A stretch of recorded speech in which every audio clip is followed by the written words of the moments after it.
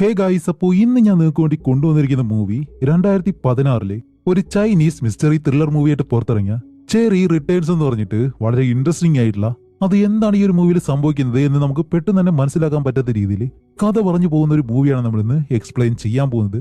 Okay, one line പറഞ്ഞ ഒരു interest കളയുന്നില്ല, നമുക്ക് എന്തായാലും നേരെ സ്റ്റോറിയിലേക്ക് പോവാം. അപ്പൊ ഈ ഒരു മൂവിയുടെ സ്റ്റാർട്ടിംഗ് സീനിൽ ഒരു ചെറിയ പെൺകുട്ടി ഇരുട്ടിൽ ഇങ്ങനെ ഇരിക്കാണ്. അതുമല്ല അവളുടെ അടുത്തായിട്ട് ഒരുത്തൻ അവളെ നോക്കി തന്നെ ഇരിപ്പുണ്ട്. പക്ഷെ അവന്റെ മുഖം എന്താണെന്ന് നമുക്ക് വ്യക്തമാവുന്നില്ല. ആ ഒരു സമയത്ത് അവൻ അവളോട് ഇംഗ്ലീഷിൽ ഇങ്ങനെ പറയാണ്, കണ്ണടച്ചിരുന്നോ, ഞാൻ പറയുന്നത് മാത്രമേ നീ ചെയ്യാവൂ. അങ്ങനെ ആ ഒരു പെൺകുട്ടിയായാലും അവനെ കണ്ട് നല്ലതുപോലെ പേടിച്ച് അങ്ങനെ ഇരിക്കുമ്പോഴത്തേക്കും അത് കഴിഞ്ഞ അടുത്ത സീനിൽ കാണിക്കുമ്പോൾ നമ്മുടെ ഈ മൂവിയിലെ ഹീറോയിനായിട്ടുള്ള ജെസ്സിയെ കാണിക്കുകയാണ്. അതുമല്ല ജെസ്സിയുടെ മുന്നിലായിട്ട് ഒരു ചെറിയ പെൺകുട്ടി ഇരിപ്പുണ്ട്. അതേസമയം തന്നെ മറ്റൊരു വീട്ടിലെ പോലീസുകാർ ഇപ്പോൾ ആ ഒരു വീട്ടിലേക്ക് വിളിക്കുകയാണ്. അപ്പൊ അവിടെ അവർ ഫോൺ എടുക്കുന്നത് ആ ഒരു വീട്ടിലെ ജോലിക്കാരി. അവരാണെങ്കിൽ ഫോൺ എടുത്ത് നേരെ ആ ഒരു വീട്ടിലെ ഓണറിന്റെ കയ്യിലേക്ക് കൊണ്ടു കൊടുക്കും. അപ്പൊ ആ ഒരു സ്ത്രീയാണ് നമ്മുടെ ഹീറോയിന്റെ അമ്മ. അപ്പൊ അവരായാലും ആ ഒരു ഫോൺ വാങ്ങി സംസാരിക്കാൻ ചെയ്യുന്നുണ്ട്. അതേസമയം തന്നെ മറ്റൊരിടത്ത് ഒരു ഓഫീസിനകത്ത് ഒരു പെണ്ണ് ഓടി വന്നിട്ട് ഒരു അങ്കിളിന്റെ അടുത്തേക്ക് വന്ന അയാളുടെ ചെവിയിൽ എന്തോ ഒരു കാര്യം ഡീറ്റെയിൽ ആയിട്ട് ഇങ്ങനെ പറയാണ്. അപ്പൊ ഇതാണ് നമ്മുടെ ഈ മൂവിയിലെ ഹീറോയിന്റെ അച്ഛൻ. അങ്ങനെ ഇവിടെ ഈ ഒരു അങ്കിൾ ഈ ഒരു കാര്യം കേട്ട് നല്ലതുപോലെ ഷോക്ക് ആകുമ്പോഴത്തേക്കും വീട്ടിൽ ആ ഒരു പോലീസുകാർ പറഞ്ഞ കാര്യം കേട്ട് ഹീറോയിന്റെ അമ്മയും പെട്ടെന്ന് ഷോക്കായിട്ടിരിക്കുകയാണ്. അതേസമയം തന്നെ നമ്മുടെ ഹീറോയിനും ആ ഒരു ഫോൺ കോൾ വരുന്നുണ്ട്. അവള് നല്ലതുപോലെ ഷോക്ക് ആവുന്നു. അങ്ങനെയാണെങ്കിൽ 3 പേരോടും ഒരേ കാര്യം തന്നെയാണ് പറഞ്ഞിട്ടുള്ളത്.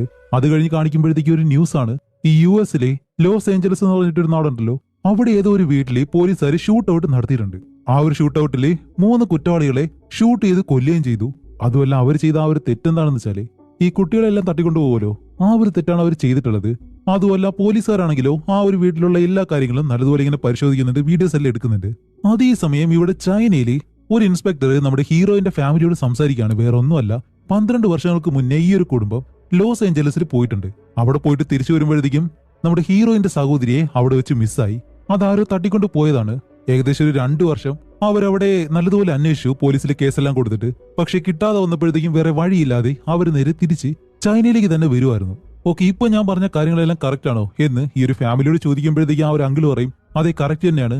അല്ല, ഈ ഒരു കാര്യങ്ങളൊക്കെ ഇപ്പൊ എന്തിനാ എന്നോട് സംസാരിക്കുന്നത്? അപ്പോഴാണ് ആ ഒരു പോലീസുകാരൻ പറയുന്നത്, ഇതേപോലെ ലോസ് ഏഞ്ചലസിലെ ഒരു ഷൂട്ട് ഔട്ട് നടന്നല്ലോ, ആ ഒരു വീട്ടിലെ ഷൂട്ട് ഔട്ട് എല്ലാം കഴിഞ്ഞതിന് ശേഷം പോലീസുകാർ അവിടെ എന്തൊക്കെയുണ്ടെന്ന് പരിശോധിക്കുമ്പോഴത്തേക്കും അവിടെയുള്ള ബേസ്മെന്റിൽ നിന്നും ഒരു ചെറിയ പെൺകുട്ടിയെ കണ്ടുപിടിച്ചിട്ടുണ്ട്.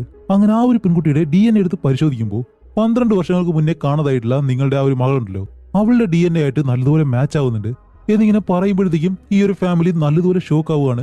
ഓക്കെ, ഇനി കുറച്ച് പ്രൊസീജിയറും കാര്യങ്ങളൊക്കെ ഉണ്ട്, അതെല്ലാം കഴിഞ്ഞിട്ട് ആ ഒരു പെൺകുട്ടിയെ തിരിച്ച് നിങ്ങളുടെ വീട്ടിലേക്ക് തന്നെ കൊണ്ടുവരാം എന്നാ ഒരു പോലീസുകാരൻ പറയുന്നതും ഇവർ 3 പേരും വെയിറ്റ് ചെയ്തിങ്ങനെ നിൽക്കാണ്. കാരണം 12 വർഷങ്ങൾക്ക് മുന്നേ കാണാതായിട്ടുള്ള നമ്മുടെ ഹീറോയിന്റെ സഹോദരി എന്തായാലും തിരിച്ചു വരാൻ പോയല്ലേ. അങ്ങനെ കാണിക്കുമ്പോഴത്തേക്കാണ് ഇപ്പോ ഇവരുടെ ആ ഒരു സഹോദരിയെ അവരുടെ വീട്ടിലേക്ക് കൊണ്ടുവരുന്നു.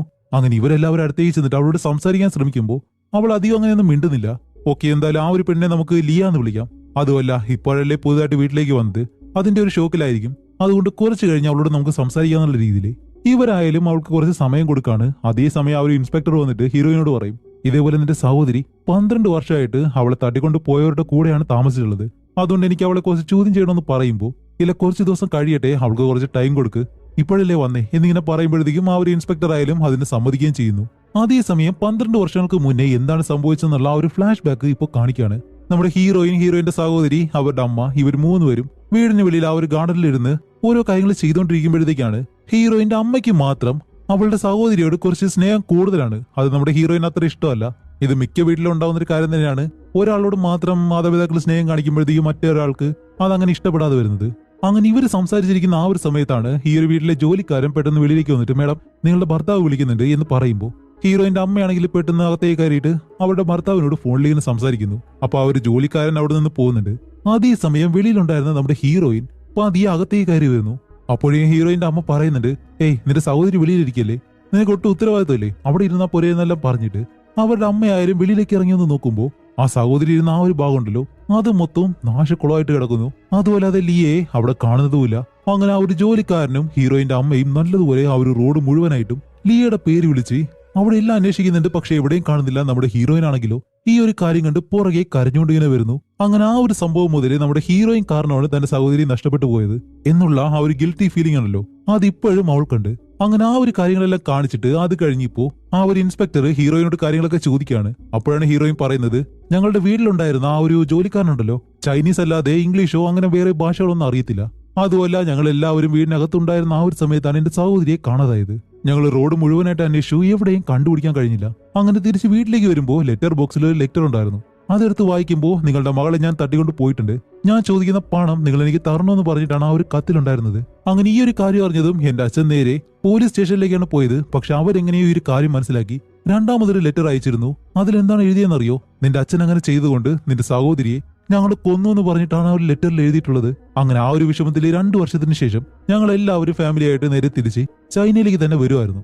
അങ്ങനെ ഈ ഒരു കാര്യങ്ങളെല്ലാം നമ്മുടെ ഹീറോയിൻ ആ ഒരു ഇൻസ്പെക്ടറിനോട് പറയുമ്പോഴത്തേക്കാണ് അതേസമയം മറ്റൊരിടത്ത് കാണിക്കുമ്പോൾ ഒരുത്തൻ റെസ്റ്റ് ഇല്ലാതെ നല്ല രീതിയിൽ ഇങ്ങനെ വർക്കൗട്ട് ചെയ്യുന്നു. ഇവൻ ആരാണെന്ന് ഇപ്പോൾ നമുക്ക് അറിയത്തില്ല. അതേസമയം അവന്റെ ഒരു ഫ്ലാഷ് ബാക്കിൽ കാണിക്കുമ്പോൾ ഇവൻ കുട്ടിയായിരിക്കുമ്പോൾ ഇവന്റെ വീട്ടില് അവന്റെ അമ്മ സൂയിസൈഡ് ചെയ്യുമായിരുന്നു. അങ്ങനെ ഈ ഒരു കാര്യം അവൻ കൺമുന്നിൽ വെച്ച് കാണുകയും ചെയ്തു. അങ്ങനെ ഈ ഒരു കാര്യങ്ങളെല്ലാം ആലോചിച്ച് നോക്കിയതിനു ശേഷം അവന്റെ കണ്ണുകൾ കാണിക്കുമ്പോഴത്തേക്കും നല്ല ദേഷ്യമുണ്ട്. പക്ഷെ ഇവൻ ആരാണെന്ന് നമുക്ക് ഇപ്പോഴും അറിയത്തില്ല. അതേസമയം മറ്റൊരിടത്ത് നമ്മുടെ അങ്കിൾ ഉണ്ടല്ലോ, ഹീറോയിന്റെ അച്ഛൻ, അയാളിപ്പോ അവരുടെ സെക്രട്ടറി ആയിട്ട് ഒരു ഹോട്ടൽ റൂമിൽ നിൽക്കാണ്. വേറെ ഒന്നുമല്ല, ഇയാൾ ആ ഒരു സെക്രട്ടറിയെ കൂടെ വെച്ചേക്കാണ്. എന്നിട്ട് ഇപ്പൊ അങ്കിൾ അവരോട് പറയുന്നത് എന്താണെന്ന് വെച്ചാല്, ഇനി എന്തായാലും നമ്മുടെ റിലേഷൻ കുറച്ച് കുറയ്ക്കാം, കാരണം എന്റെ മകളെ കിട്ടിയിട്ടുണ്ട്, അതുകൊണ്ട് ഞാൻ ഇനിയിപ്പോ ഫാമിലിയോടൊപ്പം ആയിരിക്കും എന്നുള്ള കാര്യം പറഞ്ഞ് അയാൾ അവിടെ നിന്ന് പോകുന്നു. അത് കഴിഞ്ഞ് കാണിക്കുമ്പോൾ നമ്മുടെ ഹീറോയിനും അവളുടെ സഹോദരിയും ഇവര് രണ്ടുപേരും വീട്ടിലിരിക്കുമ്പോഴത്തേക്കാണ് ലിയയ്ക്ക് പഴയ കാര്യങ്ങളൊക്കെ ഓർമ്മ വരാൻ വേണ്ടി ഇവരുടെ ഫാമിലി ഫോട്ടോ മറ്റു കാര്യങ്ങളെല്ലാം നമ്മുടെ ഹീറോയിൻ എടുത്ത് കാണിക്കുന്നുണ്ട്. പക്ഷെ ആ ഒരു സമയത്ത് നമ്മുടെ ലിയ തിരിച്ച് ഹീറോയിനെ ഒരു വില്ലൻ നോട്ടം നോക്കിയിട്ട് അവളുടെ കയ്യിൽ ഒരു ടൊമാറ്റോ ജ്യൂസ് ഇരിപ്പുണ്ട്. അതെടുത്ത് ഹീറോയിനെ നീട്ടിയിട്ടാണ് പറയുന്നത്, ദേ നിനക്ക് ടൊമാറ്റോ ജ്യൂസ് അത്ര ഇഷ്ടമല്ലേ, കുടിച്ചോ, നല്ലതുപോലെ കുടിക്കേ, മരിച്ചു പോയി കഴിഞ്ഞാൽ പിന്നെ കുടിക്കാനൊന്നും കഴിയത്തില്ല എന്നുള്ള രീതിയിൽ വളരെ ഡിഫറെന്റ് ആയിട്ട് എന്തൊക്കെയോ ഇങ്ങനെ പറയാണ്. ഹീറോയിനായാലും മനസ്സിലാവുന്നില്ല ലിയ ഇപ്പൊ എന്തുകൊണ്ടാണ് ഇങ്ങനെ പറയുന്നത്. അതേസമയം ഇവരുടെ അച്ഛനും അമ്മയും അകത്തേക്ക് കയറി വരുന്ന ആ ഒരു സമയത്ത് ഹീറോയിൻ അവിടേക്ക് നോക്കിയിട്ട് പെട്ടെന്ന് തിരിഞ്ഞു നോക്കുമ്പോഴത്തേക്കും പക്ഷെ അതുപോലെയല്ല ഇപ്പൊ ഇരിക്കുന്നത്. ഒന്നും സംഭവിക്കാത്തതുപോലെ അവരുടെ ഫാമിലി ഫോട്ടോ എല്ലാം എടുത്തു വെച്ച് നോക്കി നല്ല കുട്ടിയായിട്ട് ഇങ്ങനെ ഇരിക്കുന്നു. അപ്പൊ തന്നെ നമ്മുടെ ഹീറോയിന് എന്തോ തെറ്റായിട്ട് ഇങ്ങനെ തോന്നുന്നുണ്ട്. അങ്ങനെ ഈ ഒരു അവസ്ഥയിൽ തന്നെ 2-3 മാസം കഴിഞ്ഞു പോകുന്നു. ഇപ്പൊ ഈ ഒരു 2-3 മാസം കഴിഞ്ഞു കാണിക്കുമ്പോൾ ആ ഒരു ആന്റി ഉണ്ടല്ലോ, അവരാണെങ്കിൽ അവരുടെ തലമുടി എങ്ങനെയാണ് വെട്ടിയിരിക്കുന്നത് അതുപോലെ തന്നെ ലിയയ്ക്കും തലമുടിയെ വെട്ടിക്കൊടുത്ത് അവളെയും കൊണ്ട് നേരെ ഇവരുടെ ഓഫീസിലേക്ക് പോവാണ്. എന്നിരുന്നാലും ലിയയ്ക്ക് വലിയ മാറ്റമുള്ളതുപോലെ തോന്നില്ല. ഇപ്പോഴും അവള് പേടിച്ചതുപോലെ തന്നെയാണ് നടക്കുന്നത്. അങ്ങനെ കമ്പനിക്കകത്തേക്ക് വരുമ്പോഴത്തേക്കാണ് ഇവരുടെ അച്ഛനുണ്ടല്ലോ, ഈ ഒരു കണ്ണാടിയിട്ട് നിൽക്കുന്നല്ലോ അയാള് പെട്ടെന്ന് ലിയയെ കാണുമ്പോൾ എന്താ മോളെ, അഖിലിന് ഓർമ്മയുണ്ടോ എന്നെല്ലാം ചോദിച്ച് പഴയ കാര്യങ്ങളൊക്കെ എന്നെ സംസാരിക്കുമ്പോൾ അവളാണെങ്കിലും അറിയാത്തതുപോലെ തന്നെ നടന്നങ്ങ് പോകുന്നുണ്ട്. അങ്ങനെ ലിയ അവിടെ നിന്ന് നടന്നു പോകുമ്പോഴത്തേക്കും ആ ഒരു കണ്ണാടി ഉണ്ടല്ലോ, അവനാണെങ്കിലും അവന്റെ മുഖം ഒരു വല്ലാത്ത രീതിയിൽ ഒരു വില്ലൻ ലുക്ക് ഇങ്ങനെ വിടുന്നുണ്ട്. എന്തുകൊണ്ടാണ് അവൻ അങ്ങനെ നോക്കുന്നതെന്ന് നമുക്കിപ്പോഴും അറിയത്തില്ല. അത് കഴിഞ്ഞിട്ടിപ്പോ അടുത്ത സീനില് 12 വർഷങ്ങൾക്ക് മുന്നേ ഹീറോയിന്റെ ഒക്കെ വീട്ടില് ജോലി ചെയ്തിരുന്ന ആ ഒരു ജോലിക്കാരനുണ്ടല്ലോ, അയാളുടെ വീട്ടിൽ കാണിക്കുമ്പോൾ അയാളെ ഇപ്പോ ആരോ നല്ലതുപോലെ അടിക്കുന്നുണ്ട്. ആരാണെന്ന് അറിയത്തില്ല. അയാളായാലും വേദന സഹിച്ച് ഇഴഞ്ഞിഴഞ്ഞിങ്ങനെ മുന്നിലേക്ക് പോകുന്നതും അയാളുടെ മുന്നിലേക്ക് ആരോ ഇങ്ങനെ വരുന്നു. അതുമല്ല പതിയെ പതിയെ അത് ആരാണെന്ന് ഇങ്ങനെ കാണിക്കാണ്. കാല് മുതൽ മുകളിലേക്ക് ഇങ്ങനെ കാണിച്ചു വരുമ്പോൾ അവിടെയാണ് ഒരു ടെസ്റ്റ്. അത് വേറെ ആരുമല്ല, നമ്മുടെ ഹീറോയിന്റെ സഹോദരി ലിയ. അപ്പൊ ഇവള് തന്നെയാണ് അയാളെ ആ ഒരു രീതിയിൽ അടിച്ചിട്ടേക്കുന്നത്. എന്നിട്ട് അവളാണെങ്കിൽ ഒരു കത്തി എടുത്ത് അയാളോട് പറയും, എന്നെ കടത്തിക്കൊണ്ടുപോയ ആ ഒരാളോട് നീ സംസാരിച്ചെന്ന് എനിക്കറിയാം, അതുകൊണ്ട് മര്യാദയ്ക്ക് പറഞ്ഞു എന്നെ ആരാണ് തട്ടിക്കൊണ്ടുപോയത്.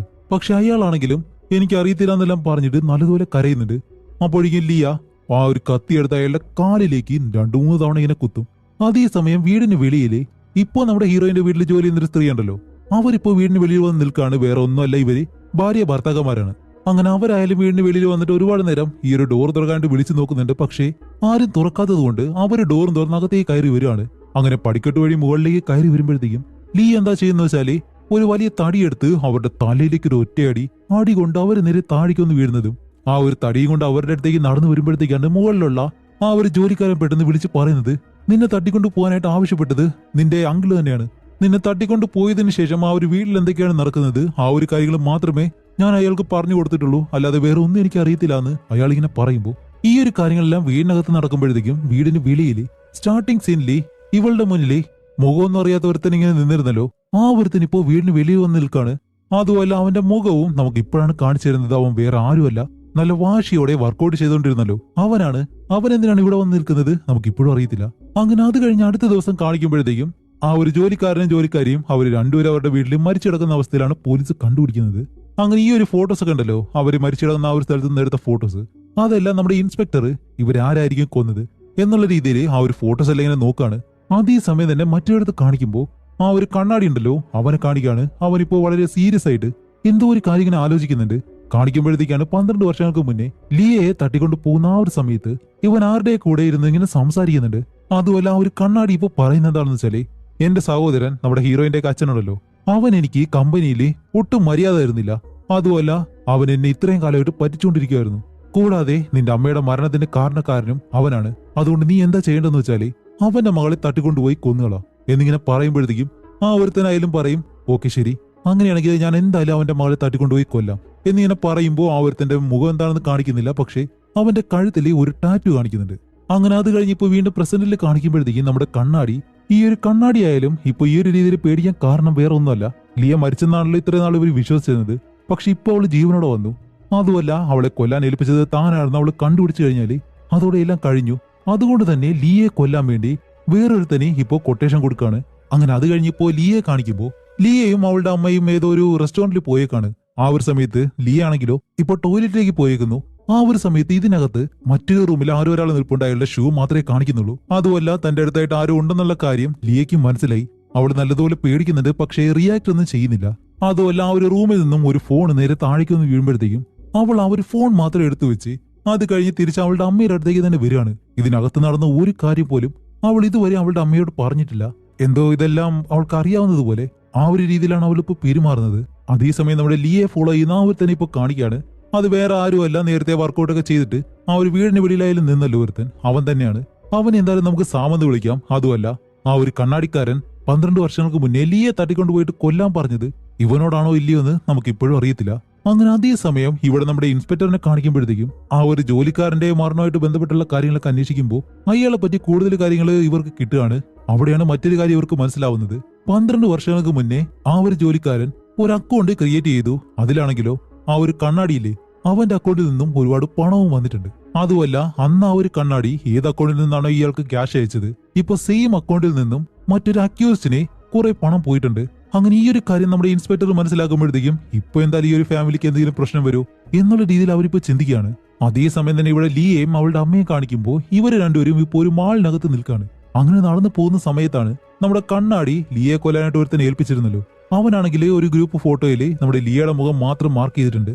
ആ ഒരു ഫോട്ടോയും വെച്ച് ലിയയെ നോട്ട് ചെയ്തിട്ട് ഇവളെ തന്നെയാണ് കൊല്ലേണ്ടത് എന്ന് ഉറപ്പിച്ച് അവനും റെഡിയായിട്ട് ഇങ്ങനെ നിൽക്കാണ്. അതേസമയം ഇവിടെ നമ്മുടെ ഇൻസ്പെക്ടറിനെ കാണിക്കുമ്പോഴത്തേക്കും ഇവർക്കിപ്പോ മനസ്സിലായി 12 വർഷങ്ങൾക്ക് മുന്നേ ഇതേപോലെ ലിയയെ തട്ടിക്കൊണ്ടുപോയി കൊല്ലാനായിട്ട് പറഞ്ഞത് ആ ഒരു കണ്ണാടിക്കാരനാണെന്നും അതുകൊണ്ട് തന്നെ ഈ ഒരു കാര്യം എന്തായാലും ആ ഒരു ഫാമിലിയോട് നമുക്ക് പറഞ്ഞു പറ്റൂ എന്നുള്ള രീതിയിൽ ഇവർ രണ്ടുപേരും, നമ്മുടെ ഇൻസ്പെക്ടറും അതേപോലെ തന്നെ അയാളുടെ അസിസ്റ്റന്റും, ഇവർ രണ്ടുപേരും നേരെ അവരുടെ വീട്ടിലേക്ക് പോവാണ്. അതേസമയം ഇവിടെ മാളിൽ കാണിക്കുമ്പോൾ നമ്മുടെ ലിയെ കൊല്ലാനായിട്ടാണല്ലോ ആ ഒരു കൊലയാളി പുറകെ വരുന്നത്. അതുപോലെ അവളാണെങ്കിൽ ഒരു ചുവന്ന ഡ്രസ്സാണ് ഇട്ടേക്കുന്നത്, അതുകൊണ്ട് അവളെ തന്നെ കൊല്ലണം എന്നുള്ള രീതിയിൽ അവളെ മാർക്ക് ചെയ്ത് പുറകെ തന്നെ ഇങ്ങനെ പോകുന്നുണ്ട്. അതേസമയം ഇവിടെ നമ്മുടെ ഇൻസ്പെക്ടർ ആണെങ്കിലോ വീട്ടിലേക്ക് വരുന്ന സമയത്ത് തന്നെ ഈ ഒരു ഫാമിലിയിലുള്ള എല്ലാവരെയും വിളിച്ചു നോക്കുന്നുണ്ട്, പക്ഷെ ആ ഒരു ഫോൺ എടുക്കുന്നില്ല. അതുകൊണ്ട് തന്നെ നമ്മുടെ ഇൻസ്പെക്ടർ നേരെ ഹീറോയിനെ വിളിച്ചിട്ട് ഹീറോയിനോട് നടന്ന കാര്യങ്ങളെല്ലാം പറഞ്ഞ് ഇപ്പോൾ നിന്റെ സഹോദരി വീട്ടിലുണ്ടോ, അവരെവിടെയാണെന്നെല്ലാം ചോദിക്കുമ്പോൾ ഇതുപോലെ അമ്മയും സഹോദരിയും മാളിലേക്കാണ് പോയത് എന്നുള്ള കാര്യം നമ്മുടെ ഇൻസ്പെക്ടറിനോട് പറയാണ്. അങ്ങനെ ഇത് കേൾക്കുന്ന ഇൻസ്പെക്ടർ തന്റെ കാർ എടുത്ത് നേരെ മാളിലേക്ക് പോകുന്നു. അതേസമയം ഇവിടെ മാളിൽ കാണിക്കുമ്പോഴത്തേക്കും നമ്മുടെ ലിയ ഇപ്പോ ഒരു ഡ്രസ്സിംഗ് റൂമിലാണ് ഉള്ളത്. അതേസമയം വെളിയിൽ തന്നെ അവളുടെ അമ്മയെ നിൽപ്പുണ്ട്. ആ ഒരു സമയത്താണ് അവളുടെ കയ്യിൽ നേരത്തെ ഒരു ഫോൺ കിട്ടിയിരുന്നല്ലോ, ആ ഒരു ഫോണിൽ ഒരു മെസ്സേജ് വരുന്നു. വെളിയിൽ നിൽക്കുന്ന നിന്റെ അമ്മയെ നിന്റെ ചേച്ചി വിളിച്ചിട്ട് നടന്ന കാര്യങ്ങളെല്ലാം പറയാൻ പോവാണ്, പക്ഷെ നിന്റെ അമ്മ ഒരിക്കലും ഫോൺ എടുത്തിട്ടില്ല. അങ്ങനെ ഈ ഒരു കാര്യം പറയുന്നത് നമ്മുടെ ലിയ പതിയെ വെളിയിലേക്ക് ഇറങ്ങിയിട്ട് അവളുടെ അമ്മയായിട്ട് ഇങ്ങനെ സംസാരിച്ച് നിൽക്കാണ്. ആ ഒരു സമയത്ത് നമ്മുടെ ഇൻസ്പെക്ടർ ഉണ്ടല്ലോ, പുള്ളിക്കാരൻ ഈ ഒരു മാളിനകത്തേക്ക് ഓടി വരുന്നു. ഇപ്പൊ നമ്മുടെ ലിയെ കണ്ടുപിടിക്കണം. അങ്ങനെ ഓടി വരുന്ന സമയത്ത് ഒരുത്തനെ ഇടിച്ച് താഴേക്ക് ഇടുന്നുണ്ട്. എന്നിട്ട് നേരെ അവിടെ ചുവന്ന ഡ്രസ്സ് ഇട്ട ഏതൊരു സ്ത്രീക്ക് എന്തോ പറ്റിയെന്ന് പറഞ്ഞിട്ട് ആ ഒരു വശത്തേക്ക് ഓടി വന്ന് ആ ഒരു സ്ത്രീ ആരാണെന്ന് തിരിഞ്ഞു നോക്കുമ്പോഴത്തേക്കും അത് നമ്മുടെ ഹീറോയിന്റെ അമ്മയാണ്. ഷെടാ ഇവർക്ക് എന്ത് സംഭവിച്ചെന്നും പറഞ്ഞ് ഇതാരാ ചെയ്തത് എന്നുള്ള രീതിയിൽ ചുറ്റിനും നോക്കുമ്പോഴത്തേക്കാണ് നമ്മുടെ ലിയെ കൊല്ലാൻ വന്ന ആ ഒരു കൊലയാളി നടന്നിങ്ങനെ പോകുന്നു. അതുപോലെ ഇൻസ്പെക്ടർ ആയതുകൊണ്ട് എല്ലാ കുറ്റവാളികളെ പറ്റി നല്ലതുപോലെ അറിയാലോ. അതുപോലെ ഇവിടേക്ക് വരുമ്പോ അവനെ ചെറുതായിട്ട് ഇടിച്ചതേ ഉള്ളൂ, അധിക ദൂരം എന്തായാലും പോയിട്ടില്ല എന്ന് മനസ്സിലാക്കി നമ്മുടെ ഇൻസ്പെക്ടർ ചുറ്റിനും നോക്കി അവൻ ആരാണെന്ന് കണ്ടുപിടിച്ച് അവനെ ഫോളോ ചെയ്ത് പോകാൻ പോവാണ്. അതേസമയം ഇത്രയും നേരം ഇവിടെ നടന്ന സംഭവത്തില് നമ്മുടെ ലിയ എവിടെയാണെന്ന് അറിയത്തില്ല. കുറച്ച് കഴിയുമ്പോഴത്തേക്കാണ് മയങ്ങിക്കിടക്കുന്ന അവളുടെ അമ്മയുടെ അടുത്തേക്ക് വന്നിട്ട് അവളിങ്ങനെ കരയുന്നു. എന്തോ ഇവള് കരയുന്നത് കണ്ടിട്ട് ഇവള് അറിഞ്ഞുകൊണ്ട് ഓരോ കാര്യങ്ങൾ ചെയ്യുന്നതാണെന്ന് നമുക്ക് തോന്നില്ല. അതുമല്ല ഇപ്പൊ ഇവിടെ നടന്നത് എന്താണെന്ന് കാണിക്കുമ്പോഴത്തേക്കാണ് ഇവർ ഈ ഒരു ഡ്രസ്സിംഗ് റൂമിൽ നിൽക്കുന്ന സമയത്ത് ലിയ വെട്ടുന്ന അവളുടെ അമ്മയോട് പറയും, ഓക്കെ ഇന്നൊരു ദിവസത്തേക്ക് മാത്രം ഞാൻ അമ്മ മകള് അങ്ങനെ പോയാലോ എന്നും പറഞ്ഞിട്ട് അവളുടെ ഡ്രസ്സ് എടുത്ത് അവളുടെ അമ്മയ്ക്കിട്ടിട്ട് ഇവര് രണ്ടുപേരും നടന്നിങ്ങനെ പോവാണ്. അതുമല്ല ആ ഒരു കൊലയാളിയാണെങ്കിലോ ചുവന്ന ഡ്രസ്സ് ഇട്ട് ആ ഒരു പെണ്ണിനെ തന്നെ കൊല്ലണമെന്ന് പറഞ്ഞ് പുറകെ വരുമായിരുന്നല്ലോ. അതുമല്ല ഇവരുടെ രണ്ടുപേരുടെ തലമുടിയാണെങ്കിലും ഒരേപോലെയാണ് വെട്ടിയിരിക്കുന്നത്. ഏകദേശം കാണുമ്പോഴത്തേക്കും ഒരേപോലെ ഇരിക്കുന്നത് കൊണ്ട് തന്നെ ഇവൻ എന്താ ചെയ്യുന്നത് വെച്ചാല് നേരെ ഒരു സൂചി കൊണ്ടുവന്ന് അതിലെന്തോ മരുന്നുണ്ടായിരുന്നു, വിഷമായിരിക്കാം, അതെടുത്തുകൊണ്ട് വന്നിട്ട് അവരുടെ കഴുത്തിലേക്ക് ഒരു ഒറ്റ കുത്ത്. മുഖമൊന്നും നല്ലതുപോലെ നോക്കത്തില്ല, കാരണം പബ്ലിക് ആയിട്ടുള്ളൊരു സ്ഥലമാണല്ലോ. അതിനൊന്നും സമയമില്ല, പെട്ടെന്ന് കുത്തിയിട്ട് അവൻ അങ്ങ് പോവുകയും ചെയ്യും. അങ്ങനെ അത് കഴിഞ്ഞ് കാണിക്കുമ്പോഴത്തേക്കാണ് നമ്മുടെ ലീ ആണെങ്കിലും അവിടെ നിന്ന് ചുറ്റിനെ ഇങ്ങനെ നോക്കാണ്. ഒരുപാട് പേര് ചുറ്റിനെ നിന്ന് ഫോട്ടോസ് എല്ലാം എടുക്കുന്നുണ്ട്. ആ ഒരു കൂട്ടത്തില് ഒരാളെ അവളിങ്ങനെ നല്ലതുപോലെ നോക്കുന്നുണ്ട്. എന്നിട്ട് പതിയെ മയങ്ങാറായിട്ടുള്ള അവളുടെ അമ്മയുടെ അടുത്തേക്ക് വരുമ്പോ അവളുടെ അമ്മയാണെങ്കിലും അവളിങ്ങനെ തൊട്ട് കുട്ടിക്കാലത്തെ പല കാര്യങ്ങളും ആലോചിച്ച് നോക്കി രണ്ടുപേരും വിഷമിച്ചിങ്ങനെ കരയുന്നു. കുറച്ച് കഴിയുമ്പോഴത്തേക്കും അവളുടെ അമ്മ മയങ്ങുകയും ചെയ്യുന്നു. അതേസമയം ഇവിടെ നമ്മുടെ ഇൻസ്പെക്ടറിനെ കാണിക്കുമ്പോൾ ഇൻസ്പെക്ടർ ആ ഒരു കില്ലറിനെ ഫോളോ ചെയ്ത് പോയിരുന്നല്ലോ. ഒരവസരത്തിൽ ആ ഒരു കില്ലർ തന്റെ കാർ എടുത്ത് അവിടെ നിന്ന് രക്ഷപ്പെടാനായിട്ട് ശ്രമിക്കുമ്പോഴത്തേക്കും ഇൻസ്പെക്ടർ അവനെ ഷൂട്ട് ചെയ്തു. കാർ നിയന്ത്രണമില്ലാതെ ഒരിടത്തേക്ക് കൊണ്ട് ഇടിച്ച് ആ ഒരു കില്ലർ അവിടെ വെച്ച് തന്നെ മരിക്കുകയാണ്. അതേസമയം ഇവിടെ ഹോസ്പിറ്റലിൽ കാണിക്കുമ്പോൾ ആന്റിയെ നേരെ ഹോസ്പിറ്റലിലേക്ക് കൊണ്ടുവന്നു. അവിടെ അങ്കിളും ഉണ്ട്. അതേസമയം തന്നെ നമ്മുടെ ഹീറോയും വരുമ്പോഴത്തേക്കും ലീ ആണെങ്കിലോ അവളുടെ അച്ഛനെ കെട്ടിപ്പിടിച്ച് നല്ലതുപോലെ കരയുന്നു. അതുപോലെ ഈ ഒരു ആന്റിക്ക് കുത്തിവെച്ച ആ ഒരു മരുന്നുണ്ടല്ലോ, അത് ഒരു കോമ സ്റ്റേജിലേക്ക് കൊണ്ടുവന്നൊരു മരുന്നാണ്. ഇനി എന്തായാലും നമ്മുടെ ഹീറോയിന്റെ അമ്മ ജീവിതത്തിൽ എണീകത്തില്ല. അതേസമയം ഇവിടെ നമ്മുടെ ഇൻസ്പെക്ടറിനെ കാണിക്കുമ്പോൾ ഇനി എന്തായാലും ആ ഒരു കണ്ണാടിയെ അറസ്റ്റ് ചെയ്യാം. കാരണം 12 വർഷങ്ങൾക്ക് മുന്നേ ലീയനെ തട്ടിക്കൊണ്ടുപോയി കൊല്ലാൻ പറഞ്ഞതും ഈ ഒരു കണ്ണാടിയാണ്. അതേപോലെ തന്നെ ഇപ്പോഴും ലീയെ കൊല്ലാനായിട്ട് ആളെ വിട്ടത് ഈ ഒരു കണ്ണാടി തന്നെയാണ്. അതുകൊണ്ട് അവനെ അറസ്റ്റ് ചെയ്യാന്നും പറഞ്ഞിട്ട് അവന്റെ ആ ഒരു ഓഫീസിനടുത്തേക്ക് നടന്ന് ചെല്ലുമ്പോഴത്തേക്കാണ് ആ ഒരു ബിൽഡിങ്ങിന്റെ മുകളിൽ നിന്നും ആരോ ഒരാള് പെട്ടെന്ന് താഴേക്ക് വന്ന് വീഴുന്നു. അടുത്തേക്ക് ചെന്ന് നോക്കുമ്പോഴത്തേക്കും വേറെ ആരും അല്ല, അത് നമ്മുടെ കണ്ണാടി. ഓരോ ഇടത്തെത്തുമ്പോഴത്തേക്കും തെളിവുകളായിട്ട് ഇങ്ങനെ നശിച്ചുകൊണ്ടേയിരിക്കുകയാണ്. ശരി, ഇവനാരെങ്കിലും തള്ളിയിട്ടോ എന്നറിയാൻ വേണ്ടി നേരെ മുകളിലേക്ക് പോകാനായിട്ട് നിൽക്കുന്ന ആ ഒരു സമയത്ത് ബിൽഡിങ്ങിൽ നിന്നും ഒരുത്തൻ ജെർക്കിംഗ് എല്ലാം ഇട്ടിട്ട് വെളിയിലേക്ക് ഇറങ്ങി പോകുന്നുണ്ട്. അവൻ ആരാണെന്ന് നമുക്കറിയത്തില്ല. അതേസമയം ഇവിടെ നമ്മുടെ ലീയെ കാണിക്കുമ്പോൾ കോമ സ്റ്റേജിലുള്ള അവളുടെ അമ്മയെ നോക്കി എന്തോ ഒരു കാര്യം ആലോചിക്കുന്നു. പെട്ടെന്നൊരു ഫ്ലാഷ് ബാഗും കാണിക്കുന്നുണ്ട്. എന്താണെന്ന് വെച്ചാല് ഇവർ ആ ഒരു ഡ്രസ്സിംഗ് റൂമിന്റെ അടുത്ത് നിൽക്കുന്ന സമയത്ത് അവൾക്ക് ഫോണിലൊരു മെസ്സേജ് വന്നിരുന്നല്ലോ. അതിൽ വന്ന മെസ്സേജ് എന്താണെന്ന് വെച്ചാല് ഡ്രസ്സ് പരസ്പരം മാറ്റാൻ വേണ്ടിയിട്ടാണ്. അപ്പൊ അവൻ അയച്ച ആ ഒരു മെസ്സേജ് പ്രകാരമാണ് ലീയ അതുപോലെ ഡ്രസ്സ് മാറ്റിയിട്ടുള്ളത്. പക്ഷെ അവൾക്ക് എന്ത് സംഭവിക്കുന്ന ഒരിക്കലും അറിയത്തില്ല. അതേസമയം നമ്മുടെ ഇൻസ്പെക്ടർ ആണെങ്കിലോ ആ ഒരു ബിൽഡിങ്ങിന്റെ മുകളിലേക്ക് കയറിയിട്ട് അയാൾ ചാടിയല്ലോ ആ ഒരു ഭാഗത്തേക്ക് ചെന്ന് അവിടെയുള്ള തെളിവുകളെല്ലാം ഇങ്ങനെ ശേഖരിക്കുകയാണ്. അതുപോലെ ഇപ്പോൾ നമ്മുടെ ഇൻസ്പെക്ടർ കണ്ടുപിടിച്ചൊരു കാര്യം എന്താണെന്ന് വെച്ചാല് 12 വർഷങ്ങൾക്ക് മുന്നേ ഇതുപോലെ ലീയെ തട്ടിക്കൊണ്ട് പോകാനായിട്ട് പറഞ്ഞത് ഈ ഒരു കണ്ണാടി തന്നെയാണ്. അതുമല്ല ഇപ്പൊ ഈ ഒരു വിവരങ്ങളെല്ലാം എല്ലാവരും അറിയുമെന്നുള്ള പേടിയിൽ ആ ഒരു നാണക്കേടിലാണ് അയാള് മുകളിൽ നിന്ന് താഴേക്ക് ചാടി മരിച്ചത്. അപ്പൊ ഈ ഒരു കാര്യമാണ് നമ്മുടെ ഇൻസ്പെക്ടർ കണ്ടുപിടിച്ചത്. എന്നിരുന്നാലും ഒരു സംശയമുണ്ട്. കാരണം അയാൾ ചാടാനായിട്ട് നിന്ന ആ ഒരു സ്ഥലമുണ്ടല്ലോ, അവിടെ നിന്ന് ഒരു ടാബ്ലറ്റ് കിട്ടിയിട്ടുണ്ട്. ഒരുപാട് ടെൻഷൻ ആയി കഴിഞ്ഞാൽ മാത്രമേ ഈ ഒരു ടാബ്ലറ്റ് ആരായാലും യൂസ് ചെയ്യത്തുള്ളൂ. പക്ഷെ അത് പരിശോധിച്ച് നോക്കുമ്പോഴത്തേക്കാണ് ഈ ഒരു കണ്ണാടി ഒരിക്കലും ഇതുപോലെയുള്ള ടാബ്ലറ്റ് ഒന്നും യൂസ് ചെയ്തിട്ടില്ല. അങ്ങനെയാണെങ്കിൽ വേറെ ആരോ അവിടെ വന്നിട്ടുണ്ട്. ആ വന്നവനായിരിക്കാം നമ്മുടെ ഈ ഒരു കണ്ണാടിയെ തള്ളിയിട്ട് കൊന്നത്. അതുപോലെ ഇനി അയാള് സ്വയം മുകളിൽ നിന്ന് ചാടി മരിച്ചതാണോ? ഇങ്ങനെ രണ്ട് സംശയം നമ്മുടെ ഇൻസ്പെക്ടറിനുണ്ട്. അതേസമയം ഇവിടെ നമ്മുടെ അങ്കിളിനെ കാണിക്കുമ്പോൾ അങ്കിൾ നേരെ ആ ഒരു സെക്രട്ടറി ഉണ്ടല്ലോ ലേഡി, അവരുടെ അടുത്തേക്ക് ചെന്നിട്ട് ഇതുപോലെ എന്റെ ഭാര്യ കോമ സ്റ്റേജിലേക്ക് പോയിട്ടുണ്ട്, ഇനി എന്റെ ഫാമിലിയെ നോക്കേണ്ടത് ഞാനാണ്, അതുകൊണ്ട് നമ്മുടെ റിലേഷൻ എന്തായാലും പൂർണ്ണമായിട്ടും ഇവിടെ വെച്ച് നമുക്ക് അവസാനിപ്പിക്കുക എന്ന് പറയുന്നതും ആ ഒരു ലേഡിയാണെങ്കിലും വളരെ വിഷമത്തോടെ തന്നെ അവിടെ നിന്ന് ഇറങ്ങി പോകുന്നു. അത് കഴിഞ്ഞിട്ട് ഇപ്പൊ ആ ഒരു അങ്കിള് നമ്മുടെ ലീയ ആയിട്ട് സംസാരിക്കുകയാണ്. വേറെ ഒന്നുമല്ല, ലീയ അങ്കിളിനോട് ഒരു കാര്യം പറഞ്ഞിരുന്നു. ഇവരുടെ അമ്മ കോമ സ്റ്റേജിൽ പോയതിനു ശേഷം ഇതേപോലെ അച്ഛൻ എന്തായാലും കമ്പനി വിട്ടിട്ട് അമ്മയെ നല്ലതുപോലെ നോക്ക് എന്നുള്ള കാര്യം പറഞ്ഞിരുന്നു. പക്ഷേ അങ്കിളാണെങ്കിലോ നേരെ ജെസ്സിയോട് പോയി ആ ഒരു കാര്യം പറയുമ്പോൾ ജെസ്സി പറയും ഇല്ലില്ല, അതിന്റെ ആവശ്യമൊന്നുമില്ല, അച്ഛൻ കമ്പനിയും നോക്കി അതുപോലെ തന്നെ അമ്മയെ നോക്കിയാൽ മതി എന്ന് പറയുമ്പോൾ ആ ഒരു കാര്യമാണ് ഇപ്പോൾ നമ്മുടെ ലീയോട് വന്ന് പറയുന്നത്. ഇതുപോലെ ഞാൻ എന്തായാലും കമ്പനി വിൽക്കാൻ പോകുന്നില്ല, കമ്പനി നല്ലതുപോലെ നോക്കി നിങ്ങളുടെ അമ്മയെ ഞാൻ നല്ലതുപോലെ തന്നെ നോക്കാൻ പോവാണ്. അപ്പോഴേക്കും നമ്മുടെ ലീയ പറയും ഞാൻ അങ്ങനെ പറയാനൊരു കാരണമുണ്ട് എന്നും പറഞ്ഞിട്ട് പെട്ടെന്നൊരു ഫ്ലാഷ് ബാക്ക് കാണിക്കാണ്. ഇപ്പോ 12 വർഷങ്ങൾക്ക് മുന്നേ ലീയനെ ഒരാൾ തട്ടിക്കൊണ്ട് പോയല്ലോ. അത് കഴിഞ്ഞ് 2 വർഷത്തിന് ശേഷം ലീയ അതേ വീട്ടിൽ തന്നെ തിരിച്ചു വന്നിട്ടുണ്ടായിരുന്നു. പക്ഷെ ആ ഒരു സമയത്ത് അവിടെ മറ്റൊരു കുടുംബമാണ് താമസിച്ചത്. ആ ഒരു വിഷമത്തിൽ ലീയ അവിടെ നിൽക്കുമ്പോഴത്തേക്കും അവളെ തട്ടിക്കൊണ്ട് പോയത് ആരാണോ ആ ഒരാൾ തന്നെ അവളുടെ അടുത്തേക്ക് തിരിച്ചു വന്ന് അവളെ സമാധാനിപ്പിച്ച് അവിടെ നിന്ന് കൊണ്ടുപോയിരുന്നു. അപ്പോൾ ലീയ ഇപ്പോ അവളുടെ അച്ഛനോട് പറയും വെറും 2 വർഷം എനിക്ക് വേണ്ടി നിങ്ങൾക്ക് അവിടെ കാത്തിരിക്കാൻ കഴിയത്തില്ല എന്ന് പറയുമ്പോഴത്തേക്കും അവളെ തട്ടിക്കൊണ്ടുപോയിട്ടുള്ള ആ ഒരാളുണ്ടല്ലോ അയാൾ തന്നെ ലീയയുടെ അടുത്തേക്ക് വന്നിട്ട് നിന്നെ പോലെ ഞാൻ ഒരു അനാഥ തന്നെയാണ്, അതുകൊണ്ട് ഇനി മുതലേ ഞാൻ നിന്നെ വളർത്താം എന്റെ മകളായിട്ട്, അതുകൊണ്ട് എന്നോടൊപ്പം വരുന്നോ എന്നിങ്ങനെ ചോദിക്കുമ്പോഴത്തേക്കും അത് കേട്ടാണ് കുട്ടിയായിരുന്ന നമ്മുടെ ലീയ അയാളോടൊപ്പം പോകുന്നത്. അതിനുശേഷം ആ ഒരു വില്ലനാണെങ്കിലും നമ്മുടെ ലീയനെ സ്വന്തം മകളെ പോലെ തന്നെയാണ് വളർത്തിയിട്ടുള്ളത്. അങ്ങനെ ഈ ഒരു ഫ്ലാഷ് ബാക്ക് ഇപ്പോൾ കാണിച്ചതിന് ശേഷം ഇവിടെ നമ്മുടെ ഹീറോയിനെ കാണിക്കാണ്. ഹീറോയിൻ ഇപ്പോൾ ഇൻസ്പെക്ടറിനെ കാണാനായിട്ടാണ് ചെന്നിട്ടുള്ളത്. പക്ഷെ അവിടെ ഇൻസ്പെക്ടർ ഇല്ല. ആ ഒരു സമയത്താണ് അവളുടെ അച്ഛൻ അവളെ വിളിക്കുന്നത്. എന്നിട്ട് ഇപ്പോൾ പറയുന്നത് എന്താണെന്ന് വെച്ചാല് സോറി മോളെ, ഇത്രയും കാലം ഞാൻ എന്റെ ഫാമിലിയെ നിങ്ങളെ ആരെയും നല്ലതുപോലെ നോക്കിയിട്ടില്ല, അതുകൊണ്ട് ഞാൻ എന്തായാലും പോവാണ് എന്നും പറഞ്ഞ ആ ഒരു ഫോൺ കട്ട് ചെയ്യുന്നതും ഇപ്പൊ എന്തുകൊണ്ടാണ് അയാൾ അങ്ങനെ പറഞ്ഞതെന്ന് ഹീറോയിന് മനസ്സിലാവുന്നില്ല. അതുകൊണ്ട് ഹീറോയിൻ ഇൻസ്പെക്ടറിന്റെ ആ ഒരു സഹായം ഉണ്ടല്ലോ, അവളെ വിളിച്ച് നേരെ വീട്ടിലേക്ക് ചെല്ലുന്നതും നമ്മുടെ ലിയ വെളിയിൽ നിൽക്കുന്നു. അതുമല്ല അവൾ നല്ലതുപോലെ കരയുന്നുണ്ട്. അപ്പോൾ അവളോട് ചോദിക്കും, ഹേയ് എന്തു പറ്റി, എന്താ നീ ഇങ്ങനെ കരയുന്നത് ചോദിക്കുമ്പോൾ ഇതുപോലെ അച്ഛൻ രാവിലെ മുതലേ വീട്ടിലേക്ക് വന്നിട്ടില്ല എന്നുള്ള രീതിയിൽ അവൾ കരഞ്ഞുകൊണ്ട് കള്ളം പറയുകയാണ്.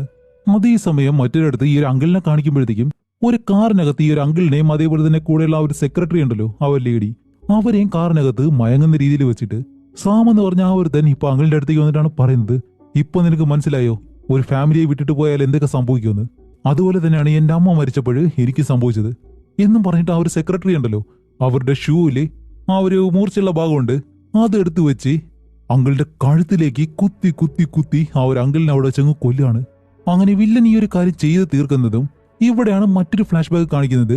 കുട്ടിക്കാലത്ത് സാമിന്റെ അമ്മ മരിച്ചതിന് ശേഷം അവന്റെ ഫാമിലി ലോക്കറ്റ് എടുത്ത് തുറന്നു നോക്കുമ്പോഴത്തേക്കാണ് അതിനകത്ത് നമുക്കൊരു ടെസ്റ്റ് കാണിച്ചിരുന്നത് വേറെ ഒന്നുമല്ല, സാമിന്റെ അച്ഛനാണ് മരിച്ചുപോയ ആ ഒരു കണ്ണാടി. അതുപോലെ നമ്മുടെ ലീയെ തട്ടിക്കൊണ്ട് പോകാനായിട്ട് കണ്ണാടി അടുത്തിരുന്ന ഒരുത്തനോട് പറയുന്നുണ്ടായിരുന്നല്ലോ, അത് വേറെ ആരോടുമല്ല നമ്മുടെ സാമിനോടാണ്.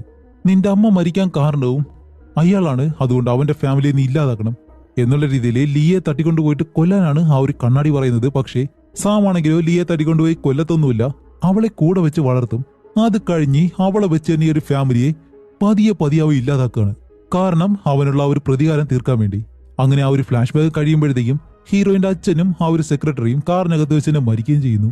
അത് കഴിഞ്ഞ് പോലീസ് ഈ ഒരു സെക്രട്ടറിയെ പറ്റിയുള്ള കാര്യങ്ങളൊക്കെ എടുത്ത് നോക്കുമ്പോഴത്തേക്കാണ് സെക്രട്ടറി ഹീറോയിന്റെ അച്ഛനെ മരിക്കുന്നതിന് മുന്നേ വിളിച്ചിട്ടുണ്ട്. അതിൽ പറയുന്നത് വേറെ ഒന്നുമല്ല, നീ നിന്റെ ഇഷ്ടത്തിന് ഞാനുമായിട്ടുള്ള ആ ഒരു റിലേഷൻ അവസാനിപ്പിച്ച് പോവാണോ, അത് വീണ്ടും തുടർന്നില്ല എന്നുണ്ടെങ്കിൽ നിന്നെയും കൊന്ന് ഞാനും ചാവും എന്നുള്ള രീതിയിൽ ആ ഒരു ഫോണിലൂടെ പറഞ്ഞിട്ടുണ്ട്. ഇപ്പൊ ആ ഒരു രീതിയിലാണ് ആ ഒരു വില്ലനും ചെയ്തു വെച്ചിട്ടുള്ളത്. അതുകൊണ്ട് തന്നെ പോലീസ് വേറെ ആരെയും സംശയിക്കത്തുമില്ല. അതുകൊണ്ട് ആ ഒരു കേസ് അവിടെ വെച്ച് അവസാനിക്കുകയാണ്. ഈ ഒരു സെക്രട്ടറി തന്നെ ഹീറോയിന്റെ അച്ഛനെയും കൊന്ന് അവരും മരിക്കുകയും ചെയ്തു.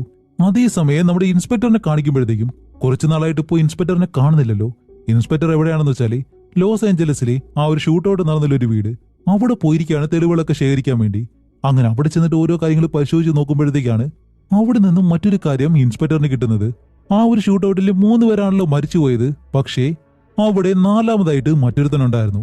ആ ഒരു കാര്യം നമ്മുടെ ഇൻസ്പെക്ടർ മനസ്സിലാക്കും.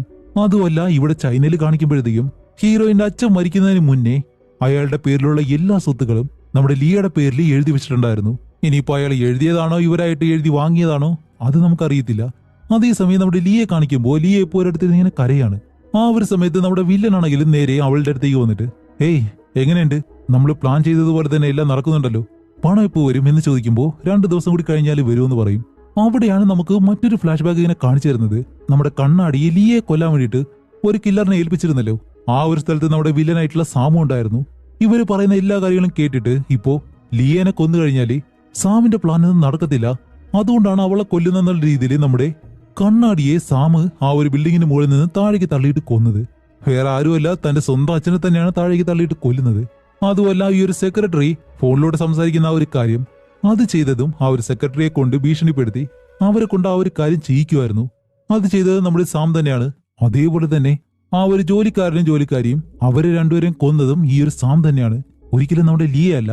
കാരണം ഇവന്റെ അച്ഛനെ പറ്റി അവർ മറ്റുള്ളവരോട് പറഞ്ഞതിന് ശേഷമാണ് ഇവൻ ചെന്നിട്ട് അവരെ രണ്ടുപേരെയും കൊല്ലുന്നത്. അതും കൂടാതെ മറ്റൊരു കാര്യം എന്താണെന്ന് വെച്ചാല് ഈ 12 വർഷമായിട്ട് ലിയേനെ വളർത്തിയത് ഇവനാണല്ലോ. അതുപോലെ ലിയേനെ പോലീസുകാർ കണ്ടുപിടിക്കണം, അങ്ങനെയാണെങ്കിലേ ഇവളെ തിരിച്ച് ചൈനയിലേക്ക് കൊണ്ടുപോയിട്ട് ഇവൻ പ്ലാൻ ചെയ്തതുപോലെ എല്ലാ കാര്യങ്ങളും നടക്കത്തുള്ളൂ. അതിനു വേണ്ടിയിട്ട് ഇവൾ ഇത്രയും കൊല്ലം ഇവൻ കടത്തി വെച്ചേക്കുമായിരുന്നു എന്ന് വരുത്തി തീർക്കാൻ വേണ്ടി ഒരു കത്തിയെടുത്ത് അവളുടെ കൈയും ദേഹവും എല്ലാം ഇങ്ങനെ മുറുക്കിയെല്ലാം ചെയ്യുന്നു. ഇവളെ ഒരുപാട് വർഷമായിട്ട് ടോർച്ചർ ചെയ്തതുപോലെ ആക്കിയിട്ട് അത് കഴിഞ്ഞ് ആ ഒരു ഷൂട്ടൗട്ടിൽ മരിച്ച 3 പേരില്ലേ, അവര് 3 പേരും ഇവന്റെ സുഹൃത്തുക്കളാണ്. അവരെ 3 പേരെ ഈ ഒരു വീട്ടിലേക്കും വിളിച്ചു വരുത്തി നമ്മുടെ വില്ലൻ തന്നെയാണ് പോലീസിന് ഇൻഫർമേഷൻ കൊടുത്തിട്ടുള്ളതും. അതനുസരിച്ച് പോലീസുകാർ വീട്ടിലേക്ക് വന്ന് ഇവരെ 3 പേരെ ഷൂട്ട് ചെയ്ത് കൊല്ലുന്നു. അതേപോലെ തന്നെ ആ ഒരു ബേസ്മെന്റിൽ ലിയേനെ പൂട്ടിയിട്ടത് കൊണ്ട് ഈ ഒരു 3 കുറ്റവാളികളാണ് ലിയേനെ കടത്തിക്കൊണ്ട് പോയത് എന്നുള്ള രീതിയിൽ പോലീസുകാരെ അവളെ രക്ഷിച്ച് ചൈനയിലേക്ക് കൊണ്ടുപോവുകയും ചെയ്യുന്നു. വില്ലന്റെ പ്ലാൻ എല്ലാം സക്സസ് ആയിട്ട് നടക്കുകയും ചെയ്തു.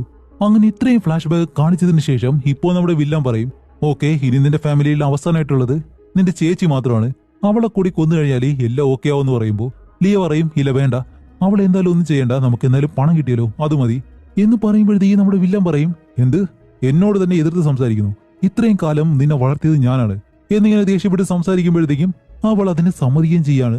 എന്തായാലും ഇത്രയും കൊല്ലം അവളെ വളർത്തിയത് അവനല്ലേ, ആ ഒരു സ്നേഹം കൊണ്ടായിരിക്കാം അവൻ പറയുന്ന എല്ലാ കാര്യങ്ങളും അവൾ കേൾക്കുന്നത്. അതേസമയം ഇവിടെ നമ്മുടെ ഇൻസ്പെക്ടറിനെ കാണിക്കുമ്പോഴത്തേക്കും ഇൻസ്പെക്ടർ കുറച്ച് കാര്യങ്ങളൊക്കെ മനസ്സിലാക്കി ഇപ്പൊ തിരിച്ചു വരികയാണ്.